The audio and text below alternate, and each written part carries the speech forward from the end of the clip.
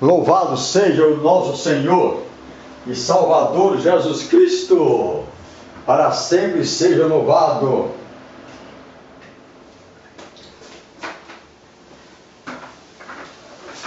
Meus amados, vamos trabalhar. Eu vou ler aqui uma sequência de mensagens que foram trocadas com um católico, o senhor Renivaldo. Isso está no meu site com o título Romanista insiste em debater comigo. Então, a mensagem inicial que eu recebi foi a seguinte. Começa assim, Atos 9, versículo 5. Duro é para ti recalcitrar contra os aguilhões da ICAR de Jesus, da Igreja Católica de Jesus. Eu poderia, ele diz, entre parênteses, pois tenho estudos, competência e condições, fecha parênteses, de fundar uma igreja com um nome bíblico sugestivo. Por exemplo, Igreja Primitiva do Senhor, Igreja Evangélica Primitiva do Senhor, e agenciar adeptos, pregar, ensinar, doutrinar, celebrar o culto, fazer trabalhos, arrecadar dízimos, etc. Mas, em caixa alta, letra maiúscula, mas o que adiantaria tudo isso se ao forjar ou fundar uma igreja, eu estaria ignorando a igreja que Jesus já fundou, ignorando os ensinos e doutrinas recebidos dos apóstolos e sucessores deles, ignorando todo um elo e vínculo da igreja de Jesus, herdada há milênios? Acaso eu estaria fazendo a vontade de Jesus, ou a minha e dos homens? Como eu poderia receber a assistência do Espírito Santo, desprezando a igreja fundada por Jesus? Ele está se referindo à igreja católica, à igreja romana. E tendo em conta a que eu fundei, ainda que em nome dele, pense e venha dialogar, pois é dialogando que nos aproximamos da verdade. Então, eu recebi esse convite para dialogar, na verdade, debater. E ele antevê nesse diálogo uma aproximação. Certamente, eu com ele, ou a minha aproximação com a Igreja Católica, qualquer coisa desse nível. Eu respondi o seguinte: caro Renivaldo, agradeço o convite, mas não estou interessado em debater sobre qualquer assunto. Já tenho dito isso para várias pessoas que querem debater comigo. Não estou interessado, não tenho tempo. Já pensou se eu fosse debater com mormons, testemunhos de Jeová, espíritas, católicos? O dia precisaria de 48 horas e assim e os outros serviços. E como que eu iria contestar a essas doutrinas dessas religiões? Não teria tempo. E depois o debate não leva a coisa nenhuma. Ninguém vai se converter, se convencer através de um debate. Quem convence do pecado, das heresias, é o Espírito Santo. Bom, então, vamos ver a terceira mensagem.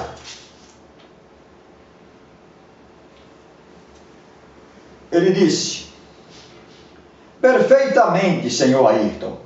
Apenas solicito que antes de postar publicamente inverdades, tenha em conta que sempre haverá alguém a contestar. É um direito que cabe a todos. Em prol mesmo da verdade, e também publicar o que é verdadeiro. Claro, em sites e blogs, para que as pessoas não assimilem erros e inverdades. Claro, é um dever de todos publicar a sua crença, dizer não, a minha convicção é esta. O pastor aí falou isso, mas eu penso assim. A igreja evangélica diz isso, mas eu digo diferente. Isso é um direito, eu precisaria dizer isso.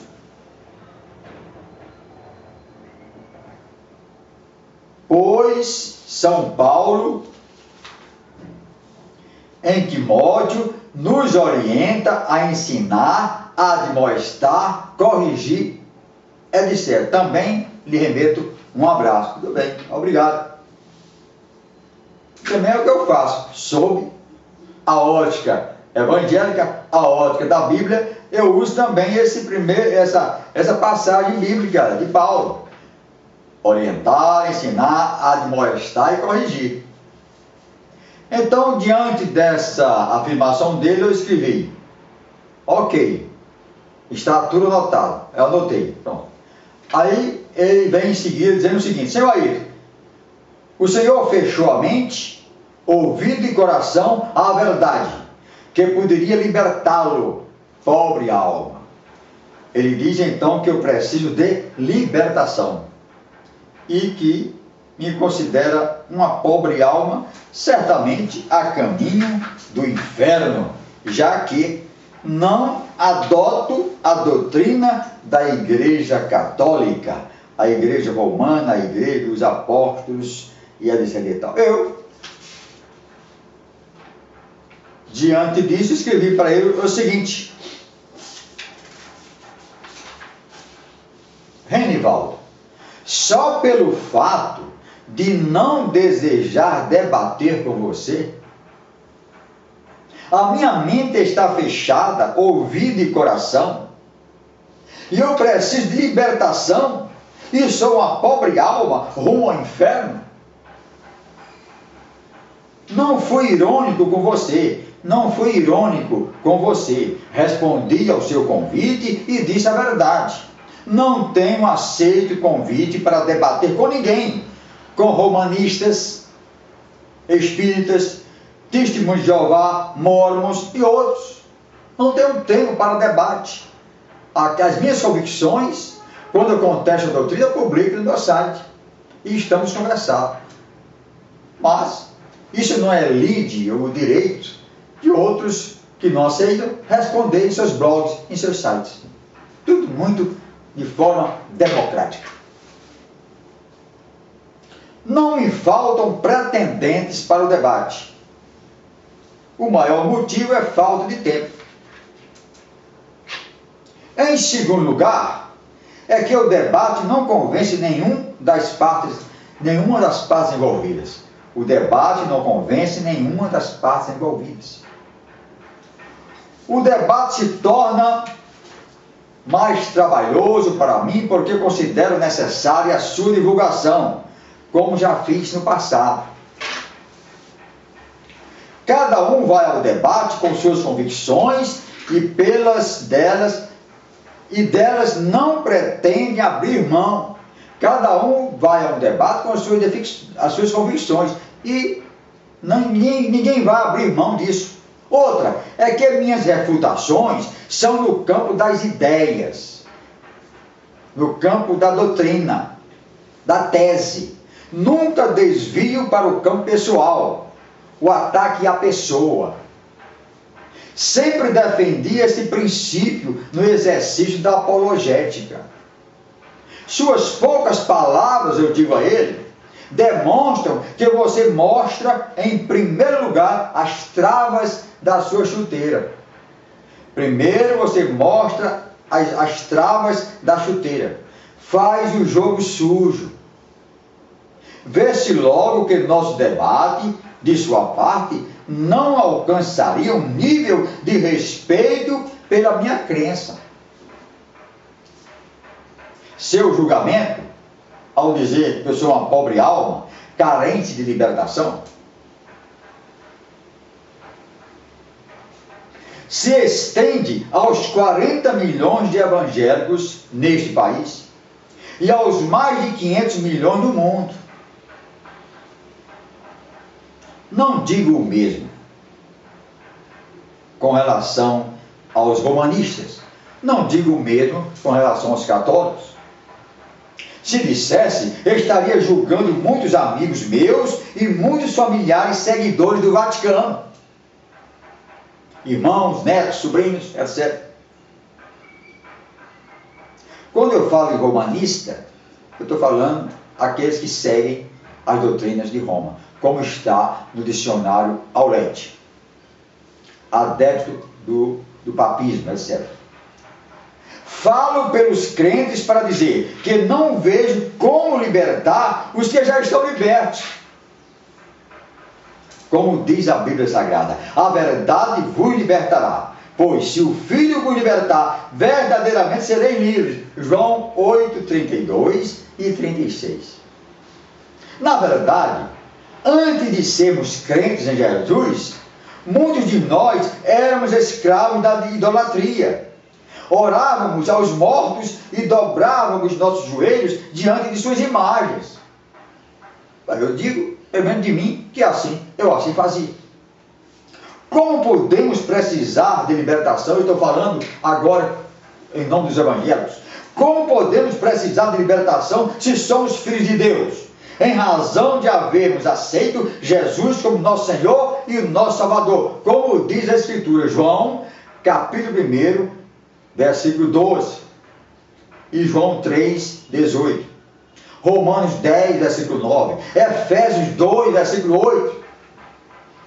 Como precisamos de libertação se somos morada do Espírito Santo, conforme diz a palavra em João 16, 7 a 14 e Romanos 8, 9. Meu caro, religião não salva ninguém. Suponho que você pense assim, suponho, não sei. Apenas suponho, pois bem, nem a igreja evangélica, nem a romana, nem qualquer outra religião salva. Somente Cristo é o caminho seguro para nos salvar. João 14, versículo 6, onde Jesus disse, eu sou o caminho, a verdade e a vida, ninguém vem ao Pai senão por mim. É por Ele, não é através de uma religião. Para que outros conheçam minha posição, farei publicação de nossas mensagens, como estou fazendo aqui, fiz também no site. Farei a publicação de nossas mensagens no meu site, palavradaverdade.com, e editarei um vídeo, para que não fique somente entre nós, pois creio que nossa fala não tem qualquer selo de confidencialidade. Ele não objetou a essa minha comunicação que iria divulgar por vídeo e por texto no meu site. Não objetou, até porque em questões teológicas eu não tenho nada de confidencial. Nada confidencial. A minha vida é aberta. Com relação à Bíblia e a questões teológicas, eu publico tudo ou quase tudo. Apenas quando é um testemunho, algo que me manda somente para mim, eu preservo a identidade dos consulentes e dos remetentes. Então, vamos ver em seguida o que foi que o romanista escreveu.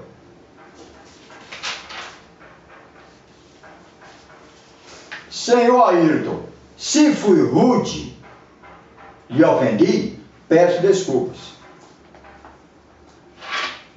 Entretanto, se o senhor rever seus artigos sobre questões referentes à doutrina, dogmas e ensinos católicos, comprovará que não faltam críticas, julgamentos, condenações nas suas palavras, tais como idolatria ou idólatras, dogmas antibíblicos, catolicismo pagão. O catolicismo não representa os evangelhos.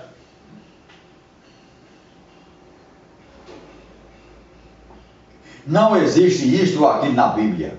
Não vou me alongar. Basta rever todos os seus artigos que citam o catolicismo e comprovarás. Eu não recuo nada o que até hoje escrevi contestando as doutrinas, os dogmas marianos e também contestando tantas outras seitas e heresias. Não recuo uma só vírgula. Está escrito. É só ver. Quem quiser contestar, publique em seus blogs ou até nos sites oficiais da Igreja Católica. como já tem publicação contestando, refutando.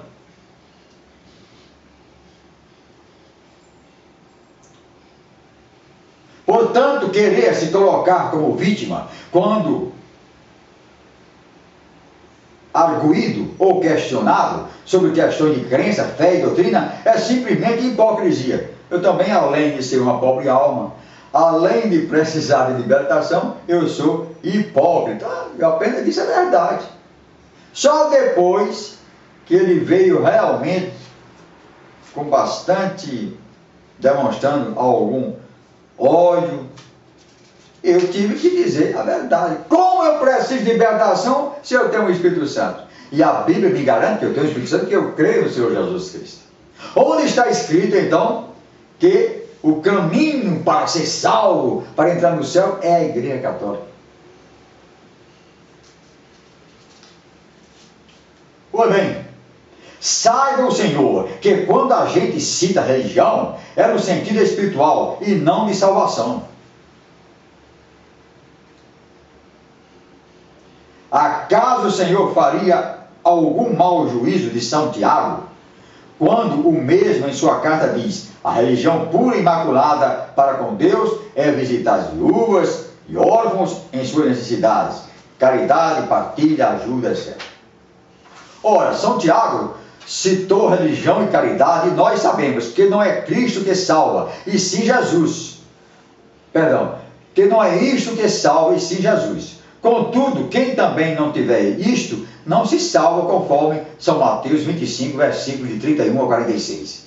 Quando o Senhor cita a questão de idolatria, acaso não está apontando o dedo para os católicos? Eu não falei, eu disse que no meu passado eu cometia o pecado grave da idolatria. O Senhor deveria saber que a Bíblia chama de idólatras aqueles que amam e adoram dinheiro, luxúria, bens materiais, prazeres, o fanatismo para com os líderes. E olhe que no vosso meio está cheio dessa idolatria. Não negue. E se há, e se houve, e se continua havendo, completamente repudio e condeno. Ninguém deve idolatrar líderes. Ninguém deve idolatrar pastores. Claro. Quanto à suposta idolatria católica, posso lhe assegurar 100% que os católicos esclarecidos e informados não a praticam, pois se possuir símbolos e imagens das coisas de Deus significa idolatria, então os homens santos na Bíblia foram idolatrados. Os homens santos da Bíblia foram idólatras. E ele cita, comprove, Números 7, 89, 21, 8 e 9, 1 Samuel 6, versículo 11, Josué capítulos 3, 4 e 5, Ezequiel capítulo 10, Salmo 182, versículos 6 e 7, São João 3, 14, acaso somos idólatras por termos a bandeira nacional que representa nosso país e diante dela nos colocarmos em posição de sentido, prestar-lhe saudação de continência? Acaso somos idólatras porque por termos usamos o dinheiro para manter o sustento de nossas vidas? Somos idólatras por termos fotografias de nossos parentes, perante as quais lembramos dos que já se foram, estreitando no peito, beijando-as em sinal de carinho e lembrança deles? Conclusão: respeito o seu direito em não querer debater.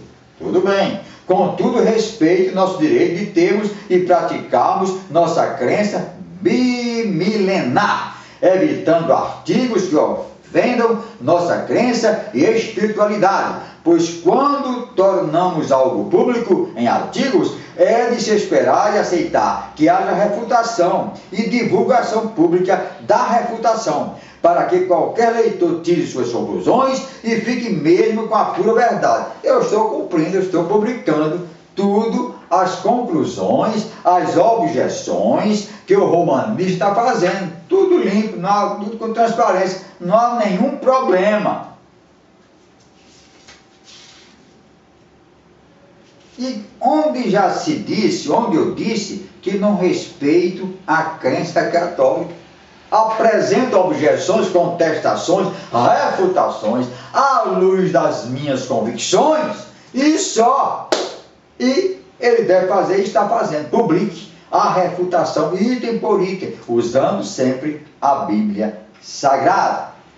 Mas ele fala aqui, nesse argumento que eu já conheço de cor e salteado, do problema dos retratos de parentes. Ora, ninguém pega um retrato de um parente morto, falecido, e se ajoelha diante desses retratos e faz petições e coloca no lugar bem visível e coroa e carrega em procissão e chora, pode até chorar de saudade.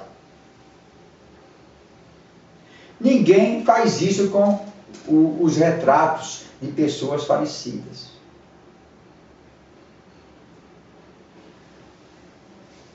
Ninguém se ajoelha diante desses retratos com um sentido de adoração, prostrar-se. É a adoração visível. Vocês podem ver, a adoração que é interior, no momento em que você se prostra, você está demonstrando a sua adoração interior e se torna visível. Oh meu Deus, quantas fotos querem de católicos ajoelhados diante de imagens? Quantas? Milhares. Vão à Aparecida e vamos ver lá se adoram a Deus, a Jesus. Falem de Jesus lá na Aparecida. Quantas pessoas estão ali, milhares e milhares de pessoas que vão lá adorar a Deus em espírito e em verdade, ou buscar auxílio, buscar sossego, buscar o favor da santa. Bom, não vamos adentrar nesse particular, porque isso é público notório e o que eu tenho que escrever a respeito disso já está escrito. No meu site é só procurar. Eu respondi, e foi a última mensagem que nós trocamos, dizendo: encerro aqui nossa conversa. As mensagens que trocamos serão divulgadas para conhecimento e análise dos leitores. A minha parte eu cumpri. Agora vocês fiquem com o Senhor Jesus Cristo, o Senhor e o nosso Salvador.